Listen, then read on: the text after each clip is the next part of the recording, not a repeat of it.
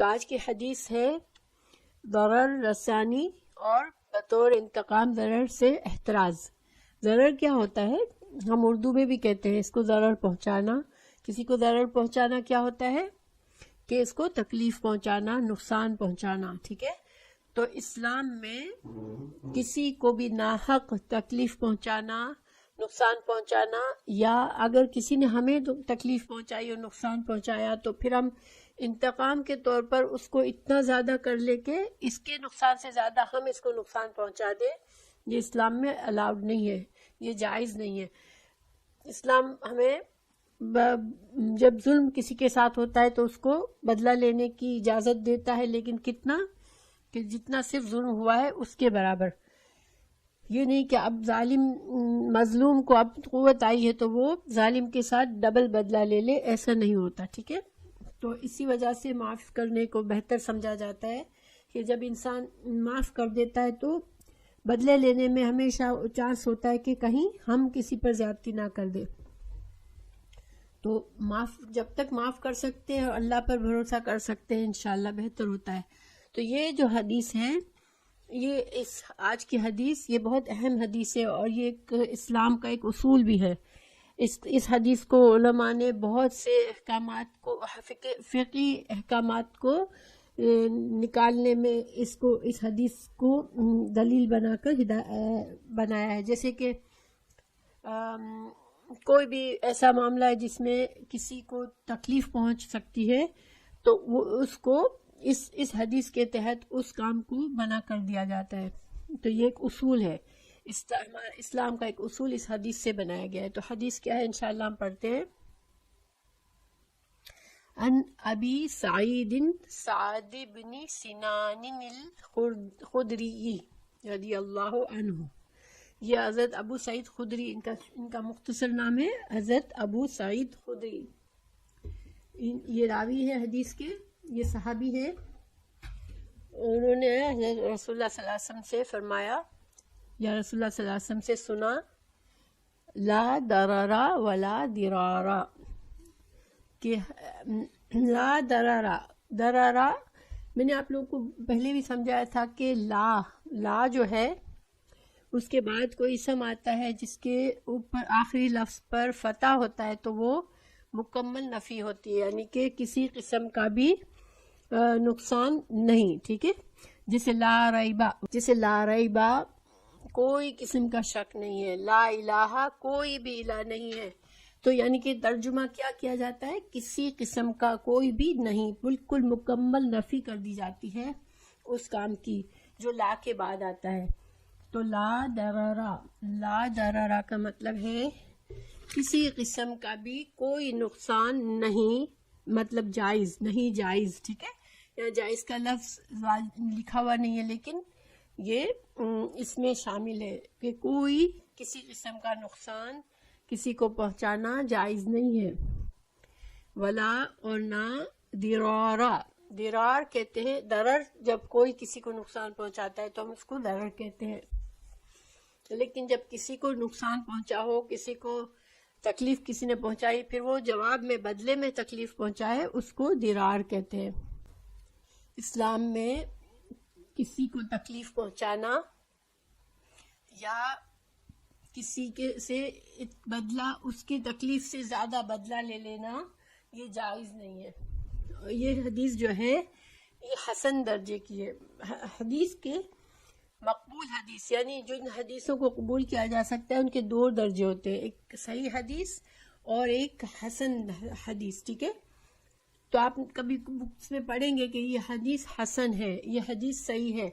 تو حسن حدیث کیا ہوتی ہے کہ صحیح حدیث جو ہوتی ہے وہ ٹاپ درجے کی ہوتی ہے، یعنی کہ اس کے جتنے بھی، اس کی جو سند ہوتی ہے، اس میں جتنے بھی راوی ہوتے ہیں وہ بہت ہائی لیول کے راوی ہوتے ہیں، بہت زیادہ بھروسے کے قابل، ان کی ریپوٹیشن، ان کا جو گریڈنگ ہوتی ہے یہ بہت ہائی لیول ہوتی ہے۔ حسن کے درجے کے جو راوی ہوتے ہیں اس میں سے کوئی راوی ایسا ہوتا ہے جس کے بارے میں تھوڑا سا شک ہوتا ہے کہ اس کا حافظہ تھوڑا کمزور ہے، وہ بھی بہت ہائی لیول پرسن ہوتا ہے، سچا انسان ہوتا ہے، اچھا مسلمان ہوتا ہے، لیکن اس کا جو حافظہ ہے اس میں لوگوں کو تھوڑا سا شک ہوتا ہے کہ شاید اس سے کبھی غلطی ہو گئی ہوگی، ہو سکتا ہے اس سے غلطی ہو سکتی ہے.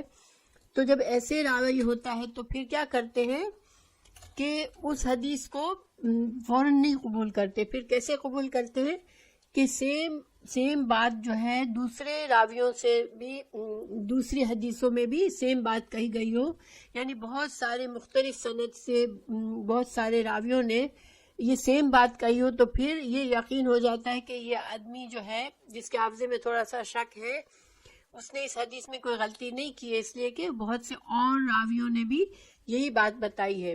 ٹھیک ہے، تو ویسی حدیث کو حسن کہتے ہیں.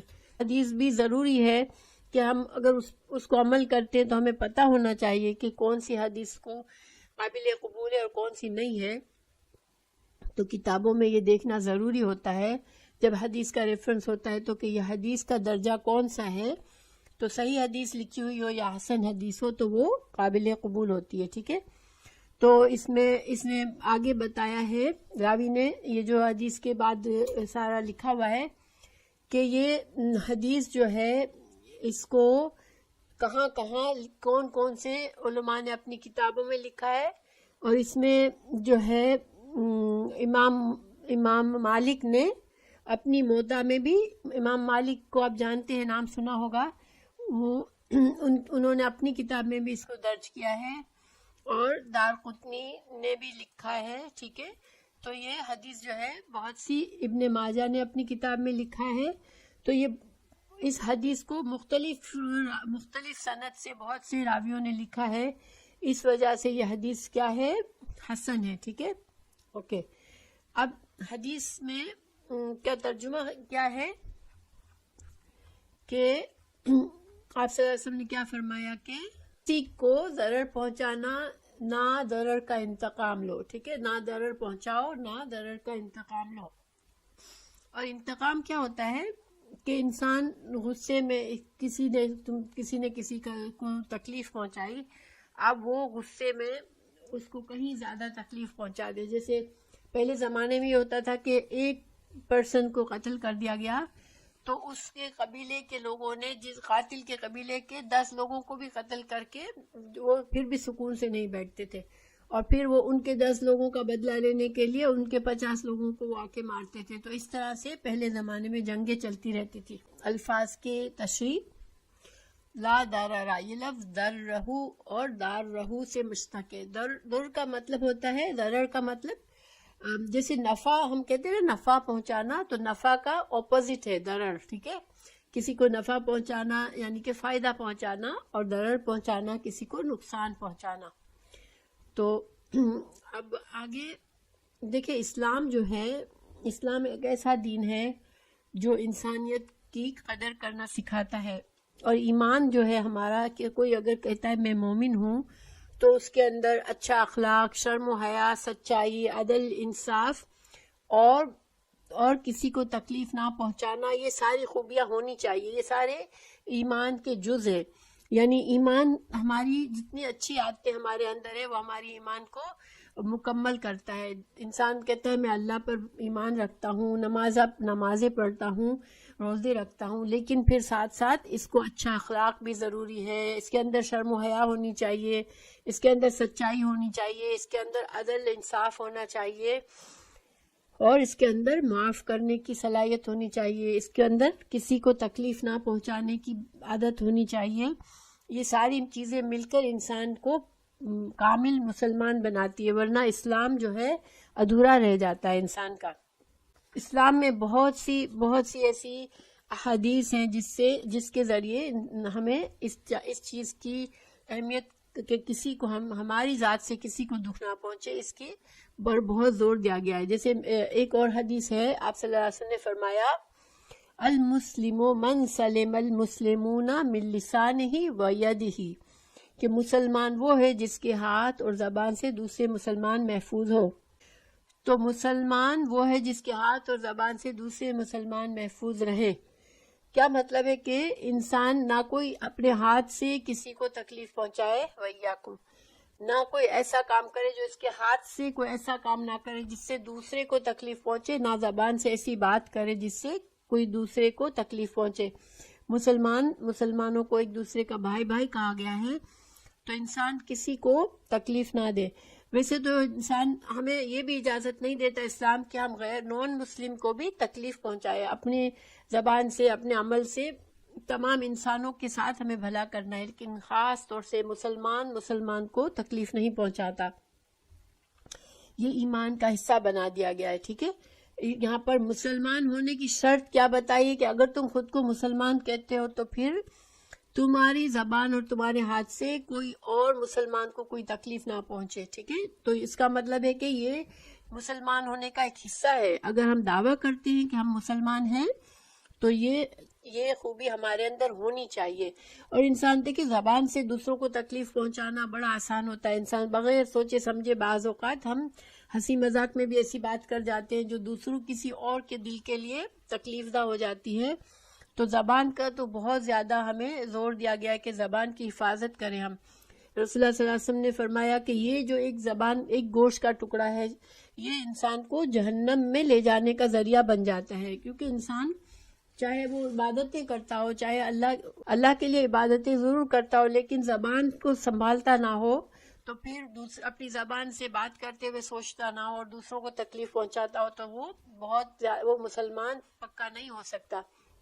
پھر دوسری جگہ دوسری حدیث میں فرمایا کہ آپ صلی اللہ علیہ وسلم نے فرمایا قسم ہے اللہ کی، جو شخص ایماندار نہیں، وہ شخص ایماندار نہیں ہو سکتا جس کے ہمسائے اس کی ایذاؤں سے محفوظ نہ ہو۔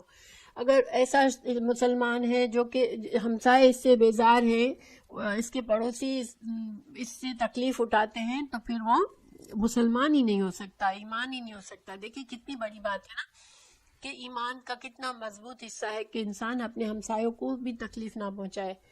پھر اللہ سبحانہ تعالیٰ نے اسلام جو ہے کسی کو ضرر پہنچانا جائز نہیں رکھتا، اور مسلمانوں پر کوئی مسلمان دوسرے مسلمانوں پر زیادتی کی اجازت نہیں دی گئی ہے کسی کو۔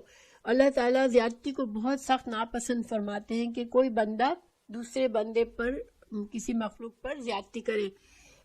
دیکھیں ایک حدیث میں ہے کہ اللہ تعالیٰ کا انصاف ایسا ہے کہ جانور جو ہے، دیکھیں انسان تو مرنے کے بعد ان کا حساب کتاب ہوگا، جہنم میں جنت میں جائیں گے، لیکن جو جانور ہیں ان کو تو بس اس دنیا کی زندگی ہے، اس لیے کہ وہ تو اکاؤنٹیبل نہیں ہے نا کہ انہوں نے کیا کیا۔ لیکن اگر کسی بکری کو سینگ دیے اللہ نے، کسی کو نہیں دیے، اب سینگ والی بکری نے بغیر سینگ والی بکری کو مارا ہوگا تو وہ اللہ تعالیٰ اتنا انصاف جانوروں میں بھی کرے گا کہ ان کو آخرت میں دونوں کو اس کو بدلہ دینے کا موقع ملے گا کہ جو جس کا سینگ نہیں تھے وہ اس کو مار لے، پھر وہ فنا ہو جائیں گے۔ سبحان اللہ۔ یعنی کہ اسلام جو ہے اللہ سبحانہ تعالیٰ کو بہت پسند ہے کہ اللہ کی مخلوق کے ساتھ عدل اور انصاف کیا جائے، زیادتی کسی کے ساتھ نہ ہو۔ تو جب اللہ تعالیٰ نے دیکھیں بہت سی، جس کو جتنی زیادہ نعمتیں دنیا میں اللہ دیتا ہے تو پھر اسی لیے اس کا حساب بھی زیادہ ہوگا، کیونکہ ہر نعمت کا سوال کیا جائے گا۔ تو ایک حدیث ہے کہ جو مسکین لوگ ہیں، جو دنیا میں مسکین ہیں، جن کے پاس کچھ نہیں ہے مگر وہ اللہ کو ماننے والے ہیں، اللہ کے فرما بردار ہیں، تو وہ 500 سال پہلے جنت میں چلے جائیں گے دوسرے مسلمانوں کے مقابلے میں، کیونکہ اللہ تعالیٰ نے ان کو بہت کم چیزیں دنیا میں دی تھی، تو ان کا حساب کتاب بھی آسان ہوگا۔ تو سبحان اللہ، اللہ سبحانہ تعالیٰ کہ ہاں ہر چیز میں عدل و انصاف ہے۔ تو بہرحال اللہ تعالیٰ نے ایون دشمن سے لڑتے ہوئے، جب مسلمان کی جنگ چل رہی ہو دشمنوں سے، اس وقت بھی اللہ تعالیٰ نے انصاف کرنے کا حکم دیا ہے کہ اس میں بھی زیادتی نہیں ہو، ٹھیک ہے۔ دیکھیں جنگ میں بھی زیادتی کی اجازت نہیں ہے، اور اس میں قرآن میں بہت سے اس کے مثالیں ہمیں ملتی ہیں جس میں اللہ سبحانہ تعالیٰ نے جنگی حالات میں بھی تکلیف پہنچانے سے منع فرمایا۔ دیکھیں ایک ہے اعوذ باللہ من الشیطان الرجیم وَقَاتِلُوا فِي سَبِيلِ اللَّهِ الَّذِينَ يُقَاتِلُونَكُمْ وَلَا تَعْتَدُوا إِنَّ اللَّهَ لَا يُحِبُّ الْمُعْتَدِينَ۔ تم اللہ تعالیٰ کی راہ میں ان لوگوں سے قتال کرو جو تم سے لڑتے ہیں، اور زیادتی نہ کرو، بے شک اللہ تعالیٰ زیادتی کرنے والوں کو پسند نہیں کرتا۔ تو اللہ تعالیٰ کو یہ نہیں پسند کہ مسلمانوں کو اللہ تعالیٰ نے فار ایگزامپل مضبوط حکومت دے دی تو اب وہ پکڑ پکڑ کے نان مسلموں کو مارنا شروع کر دے. یہ زیادتی کہیں بھی الاؤڈ نہیں ہے. ایون قتال میں بھی، جنگ میں بھی زیادتی نہیں الاؤڈ ہے. اگر جنگی قیدی بھی پکڑے جاتے ہیں تو ان کے ساتھ بھی برا سلوک کرنا الاؤڈ نہیں ہے. آپ کو پتہ ہے کہ جب اسلام میں اب ایک ہی طریقہ ہے غلام بن سکتا ہے کوئی انسان کہ وہ مسلمان سے لڑنے کے لیے آئے اور مسلمان فوج اس کو گرفتار کر لے، پھر وہ مسلمانوں کا غلام بن جاتا ہے. تو ایون جب غلام بھی بنتے تھے تو ان کو اسلام میں اتنے سختی کے ساتھ ان کے ساتھ برابری کی جاتی تھی اور ان کو اتنا اچھی طرح سے رکھا جاتا تھا کہ وہ جیسے آج کل تو ہم سوچ بھی نہیں سکتے کہ کتنا غلام کے ساتھ اچھا رویہ کرنا پڑتا تھا. ان لوگوں کو بالکل برابری کا معاملہ کرنا پڑتا تھا. تو اسلام میں دوسری جگہ اللہ تعالیٰ نے فرمایا وَلَا يَجْرِمَنَّكُمْ شَنَآنُ قَوْمٍ أَن صَدُّوكُمْ عَنِ الْمَسْجِدِ الْحَرَامِ أَن تَعْتَدُوا. تمہیں جن لوگوں نے تمہیں مسجد حرام سے روکا، ان کی دشمنی تمہیں زیادتی پر نہ اکسائے. آپ کو پتہ ہے کہ مسلمانوں کو جب مکہ میں مدینہ چلے گئے، اب مکہ پر قریش کا قبضہ تھا تو مسلمانوں کو حج عمرہ کے لیے نہیں آنے دیتے تھے وہ ان کو. حالانکہ اس زمانے میں یہ قاعدہ تھا کہ کوئی مشرک کو بھی کسی کو بھی خانہ کعبہ میں آنے سے نہیں روک سکتا تھا، کیونکہ اس کو اللہ کا گھر تو مانا جاتا تھا اس وقت بھی، لیکن مسلمانوں کو نہیں آنے دیتے تھے. یہ ایک بہت بڑا ظلم کر رہے تھے مسلمانوں پر. لیکن اللہ سبحانہ تعالیٰ نے فرمایا کہ یہ لوگ تو تم کو روک رہے ہیں، مگر اس میں غصے میں تم ان لوگوں کے ساتھ کوئی دشمنی میں زیادتی نہ کر جاؤ کہ تمہیں غصہ آئے اور تم ان کے خلاف کچھ زیادتی کر لو.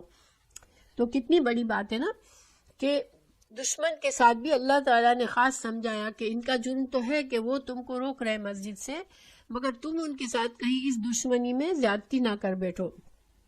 پھر دوسری جگہ اللہ تعالیٰ نے فرمایا فَمَنِ اعْتَدَى عَلَيْكُمْ فَاعْتَدُوا عَلَيْهِ بِمِثْلِ مَا اعْتَدَى عَلَيْكُمْ. یہاں پر اللہ تعالیٰ نے اجازت دی بدلہ لینے کی کہ کسی تم پر زیادتی کرے کوئی تو تم بھی اسے اسی قدر زیادتی کرو جس قدر اس نے تم سے زیادتی کی ہے. اور زور کس بات پر ہے؟ اسی قدر، یعنی کہ اس سے زیادہ تم نہیں بڑھ سکتے. جتنا تمہارے ساتھ زیادتی ہوئی تم اس سے بدلہ اگر لینا ضروری ہے تو بس اتنا لو جتنا اس نے زیادتی کی. یہ سورہ بقرہ کی آیت 194 ہے. تو سبحان اللہ، لوگ آج اسلام کو اتنا بدنام کرتے ہیں، لیکن اسلام کو دیکھیں کہ اسلام میں کہیں سے کوئی زیادتی الاؤڈ نہیں ہے، کہیں سے دوسروں کو تکلیف دینا الاؤڈ نہیں ہے. رسول اللہ صلی اللہ علیہ وسلم کے پاس ایک بار یہودی آئے اور انہوں نے یہودی کیا کرتے تھے آپ کو پتہ ہے، ہم نے قرآن میں بھی ہم نے پڑھا کہ وہ زبان کو ٹیڑھ میڑ کے باتیں ایسی کرتے تھے جو زمانی باتیں کرتے تھے. آپ صلی اللہ علیہ وسلم کے بارے میں برے الفاظ کرتے تھے، مگر زبان کو ایسا کرتے تھے لا تقولوا راعنا وقولوا انظرنا، کہ تم رائنا مت کہو. اللہ تعالیٰ نے مسلمانوں سے کہا کہ رائنا مت کہو، کیونکہ رائنا جو تھا وہ اس کے ذریعے وہ رائنا کہہ کر آپ صلی اللہ علیہ وسلم کے بارے میں بد کلامی کرتے تھے.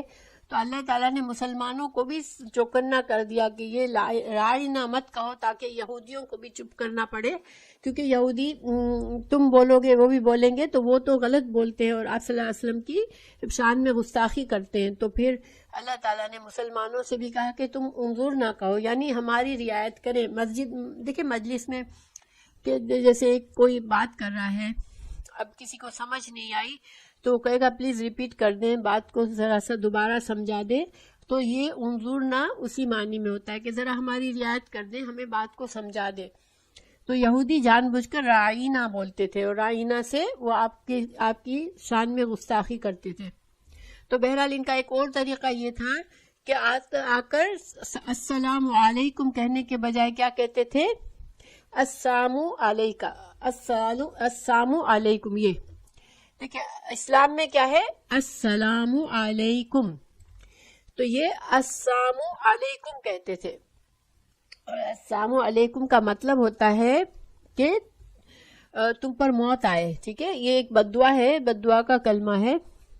اب حضرت رسول اللہ صلی اللہ علیہ وسلم کے پاس ایک بار کچھ یہودی آئے اور انہوں نے السلام علیکم کہا تو حضرت عائشہ نے سن لیا.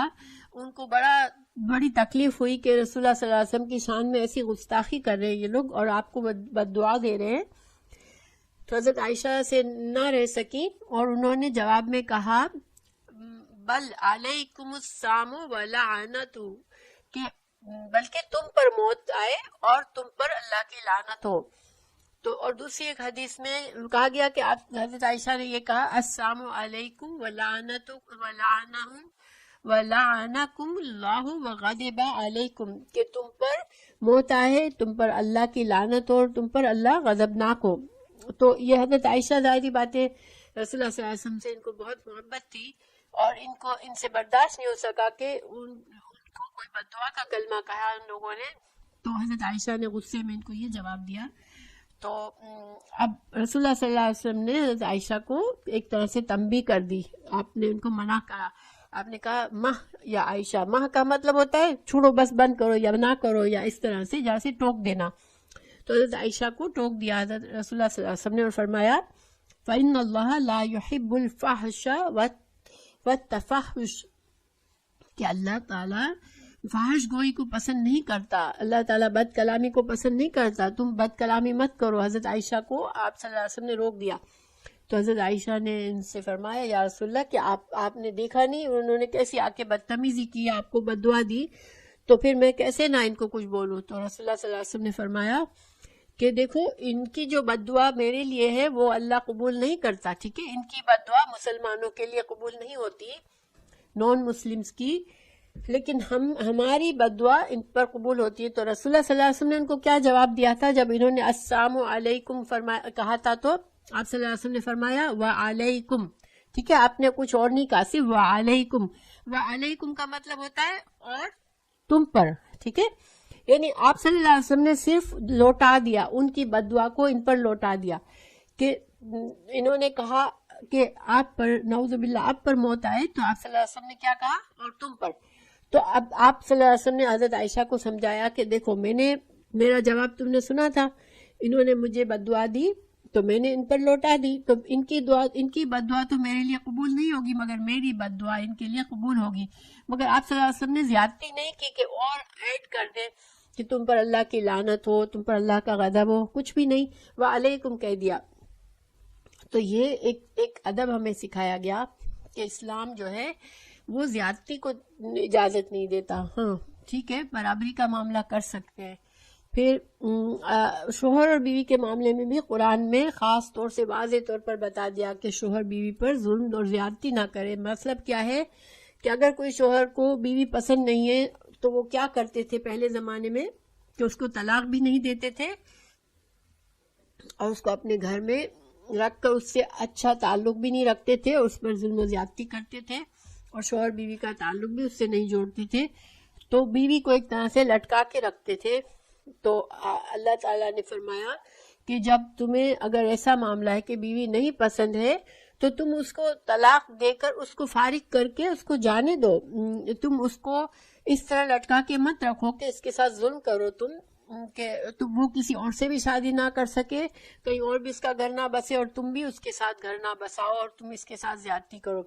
تو یہ اللہ تعالیٰ نے فرمایا قرآن میں فَامْسِكُوهُنَّ بِمَعْرُوفٍ أَوْ سَرِّحُوهُنَّ بِمَعْرُوفٍ، تم یا تو ان کے ساتھ گھر بساؤ اچھے بھلے طریقے سے یا تم ان کو فارغ کر دو طلاق دے کے، ان کو اچھی طرح سے جانے دو.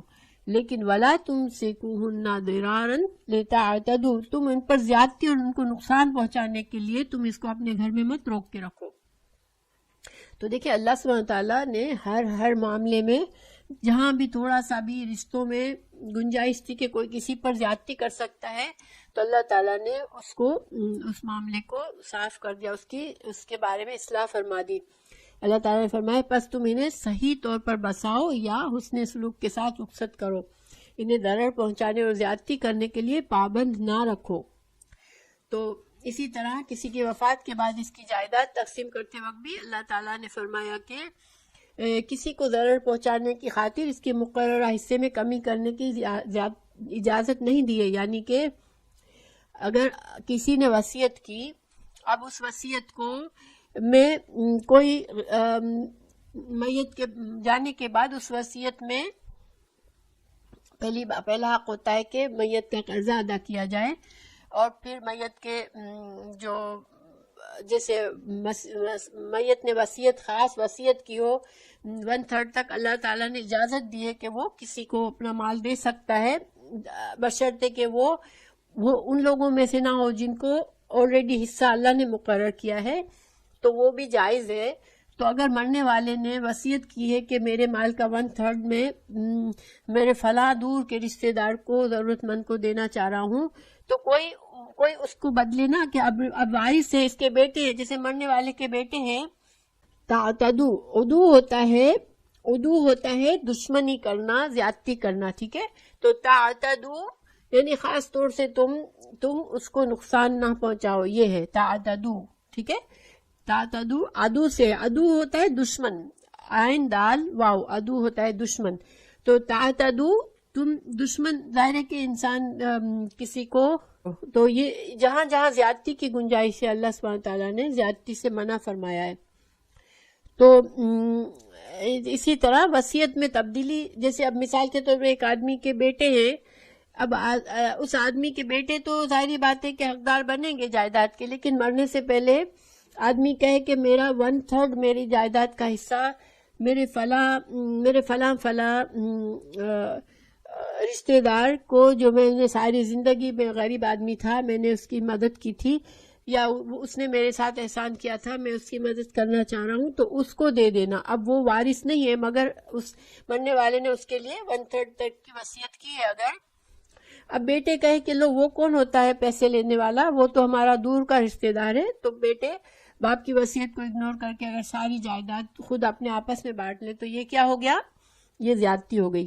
اللہ تعالیٰ نے فرمایا کہ من بعد وصیت یوصی بها او دین غیر مضار، تو یہاں پر اللہ تعالیٰ نے منع کر دیا کہ ضرر نہ، دیکھیں مضار سے ضرر سے ہے کہ مرنے والے کی وصیت پوری کرنے میں اور مرنے والے کا قرض ادا کرنے میں وارث جو ہے وہ زیادتی نہ کرے کہ سارا پیسے پر قبضہ کر لے، نہ تو اس کا قرض ادا کرے، نہ مرنے والے کی وصیت پوری کرے، ٹھیک ہے؟ اسی طرح اگر مرنے والے نے مرتے وقت وصیت ایسی کی ہے جس میں اس نے کسی کے ساتھ زیادتی کی ہے، تو اس کے بارے میں اللہ تعالیٰ نے فرمایا من ضار اضر اللہ بہ ومن شاق اللہ علیہ، یہ تو رسول اللہ صلی اللہ علیہ وسلم کی حدیث ہے۔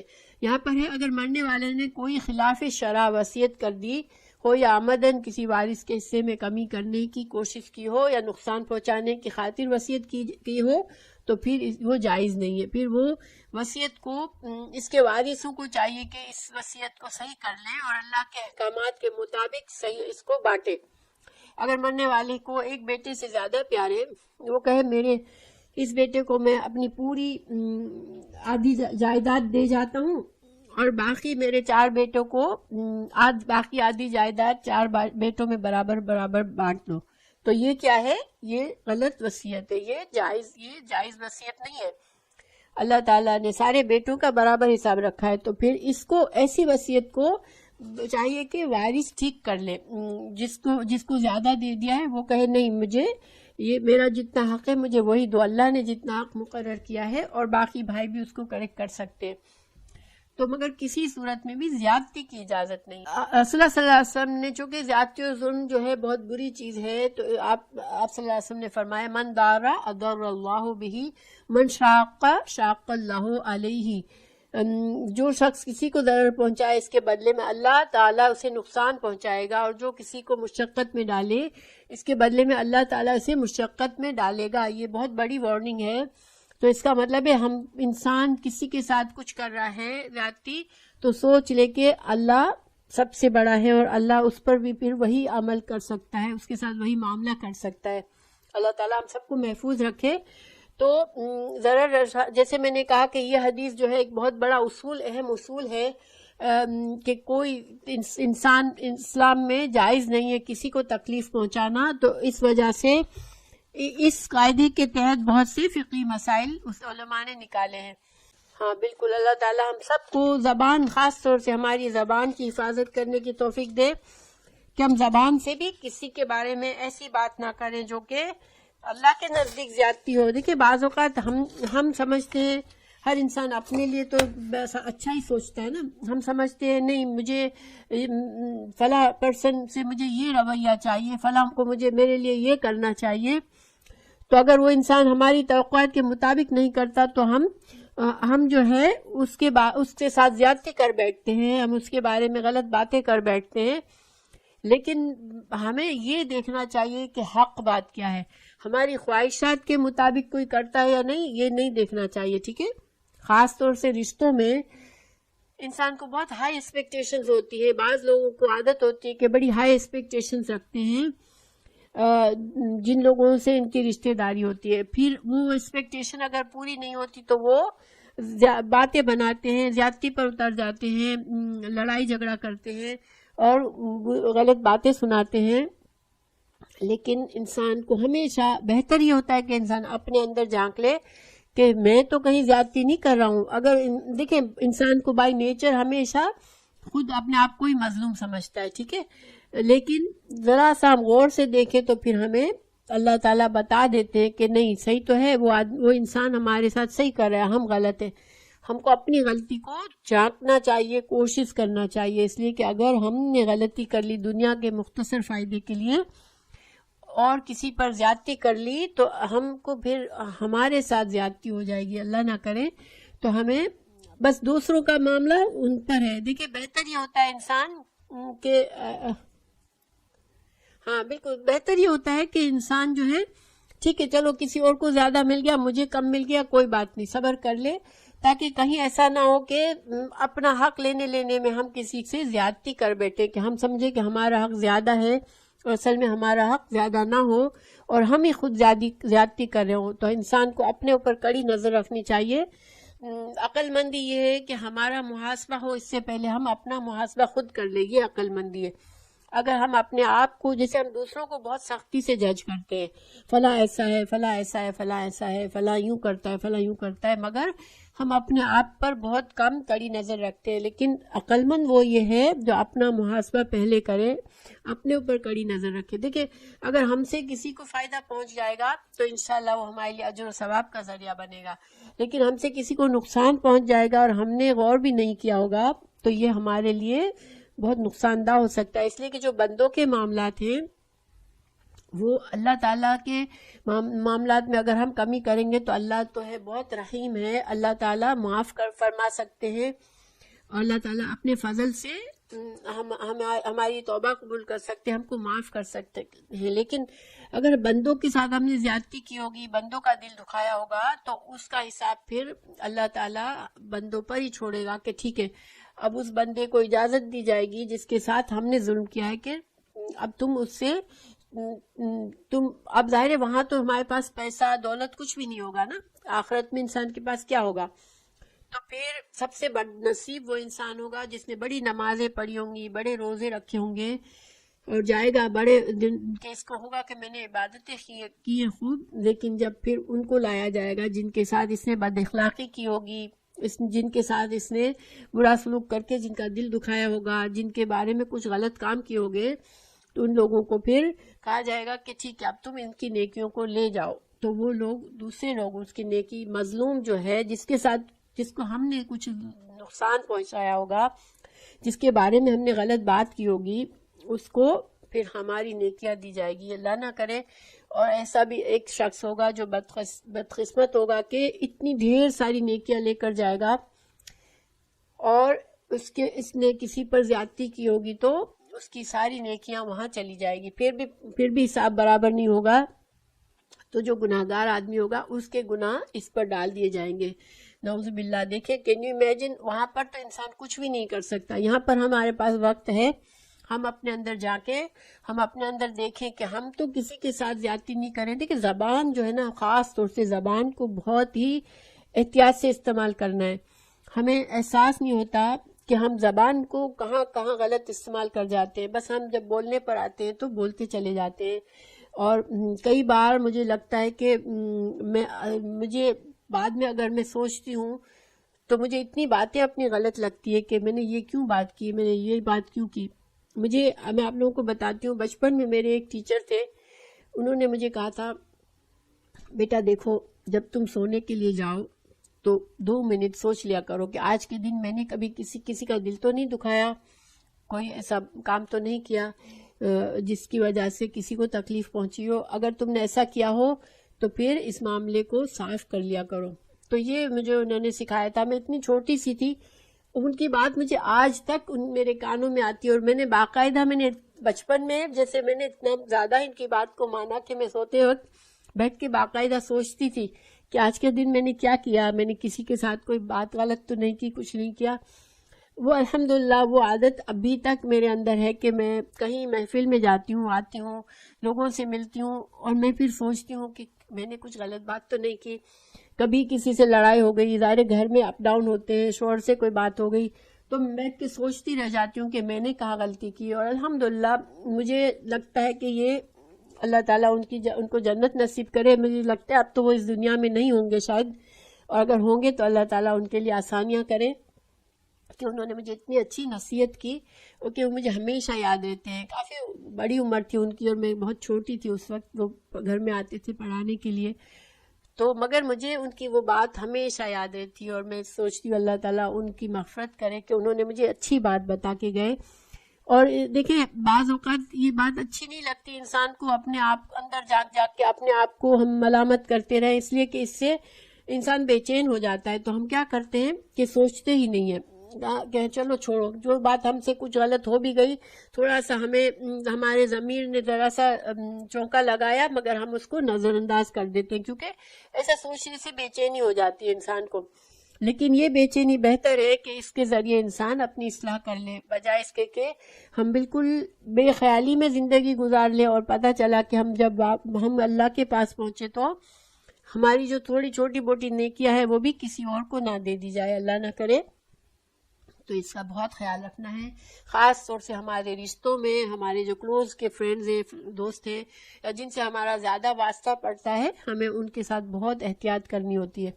تو انشاءاللہ ہماری آج کی یہ حدیث کا لیسن پورا ہوا. اللہ تعالی ہمیں توفیق دے کہ ہم اپنے اعمال پر نظر رکھنے والے بنیں، اور ہم برائیوں سے بچنے والے بنیں، اور ہم اپنے نفس کی تزکیہ کرنے والے بنیں، اور ہم اپنے ایمان کی فکر کرنے والے بنے. اس لیے کہ ایمان کامل جب ہی ہوتا ہے جب انسان یہ ساری باتوں کو سوچتا ہے، اس پر عمل کرتا ہے. ٹھیک ہے، صرف کلمہ پڑھ لینا یا صرف نمازیں پڑھ لینا ہم کو پکا مسلمان نہیں بناتا. ہم کو